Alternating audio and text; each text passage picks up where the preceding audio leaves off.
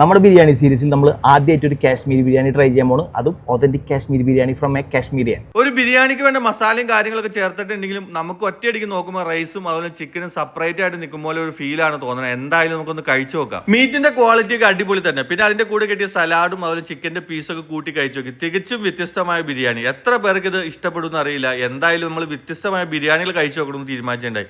അതിന്റെ ഭാഗമായിട്ടാണ് ഇവിടെ വന്നത്. वही वाजवान तो ये जितने भी डिशेज है उन सब का नाम है वाजवान. अलग किसी कोई डिश वाजवान नहीं है.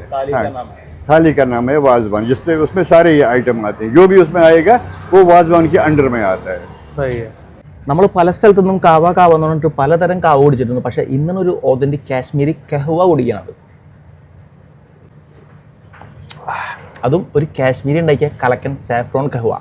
അപ്പോൾ ഈ അടിപൊളി കഹ്വ കുടിക്കണമെങ്കിലും നല്ല കാശ്മീരി ബിരിയാണി കഴിക്കണമെങ്കിലും ഇപ്പോൾ വൈകുന്നേരം സമയങ്ങളിൽ നമ്മുടെ കാശ്മീരി ഫുഡായിട്ടുള്ള വസ്വാൻ കഴിക്കണമെന്നുണ്ടെങ്കിൽ നോർത്ത് റെയിൽവേ സ്റ്റേഷൻ്റെ അടുത്തുള്ള കാശ്മീരി കബാബ് സെൻറ്ററിൽ വന്നാൽ മതി.